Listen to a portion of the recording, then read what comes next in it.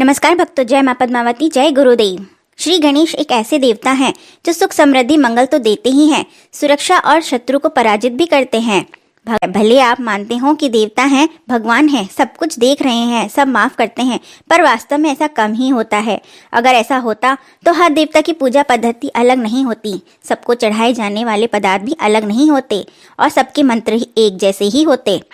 इसलिए सबसे पहले हम आपको बताते हैं किस तरह के गणेश जी की स्थापना कहाँ करने से वे प्रसन्न होते हैं। गणेश जी आपके घर के वास्तु को सुधार सकते हैं, आपको सुखी कर सकते हैं, समृद्धि भी ला सकते हैं, क्योंकि रिद्धि सिद्धि के दाता तो गणेश जी ही हैं। सुख शांति समृद्धि की चाह रखने वाले को सफेद रंग के विनायक की मूर्ति लानी चाहिए, साथ ही घर में इनका एक स्थायी चित्र भी लगाना चाहिए। सर्व मंगल की कामना करने वालों के लिए सिंदूरी रंग के गणपति की आराधना अनुकूल रहती है। घर के पूजा के लिए गणेश जी की शयन या बैठी हुई मुद्रा हो तो अधिक शुभ रहती है। यदि कला अन्य शिक्षा के प्रयोजन से पूजन करना हो तो नृत्य गणेश की प्रतिमा या तस्वीर का पूजन लाभकारी होता है। घर में बैठे हुए बाएं हाथ के गणेश जी विराजित करने चाहिए। दाएं हाथ की ओर घूमी हुई सूंड वाले गणेश जी हठी होते हैं और उनकी साधना भी कठिन होती है, वे देर से ही भक्तों पर प्रसन्न होते हैं। कार्यस्थल पर गणेश जी की मूर्ति विराजित कर रहे हैं तो खड़े हुए गणेश जी की मूर्ति लगाएं, इससे कार्यस्थल में स्फूर्ति और काम करने की उमंग बनी रहती है।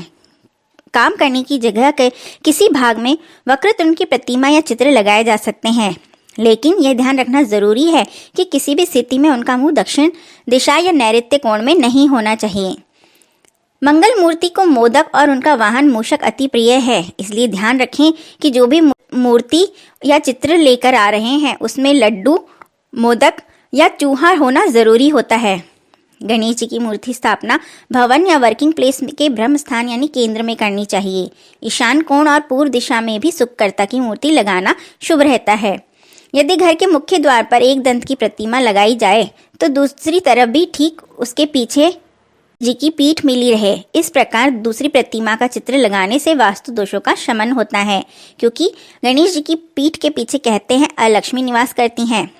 यदि भवन में द्वार वेद हो, ऐसे में घर के मुख्य द्वार पर गणेश जी की बैठी हुई प्रतिमा लगानी चाहिए, लेकिन उसका आकार 11 अंगुल से अधिक नहीं होना चाहिए। रविवार को पुष्य नक्षत्र पड़े तब श्वेतार्क या सफेद मंदार की जड़ के गणेश जी की स्थापना करनी चाहिए। इसे सर्वार सिद्धिकारक कहा जाता है, क्योंकि रिद्धि सिद्धि सहित पदार्पण करने के लिए पहले उन्हें निमंत्रण देकर आना चाहिए। दूसरे दिन रवि पुष्य योग में घर लाकर ईशान कोण में उनकी स्थापना करनी चाहिए।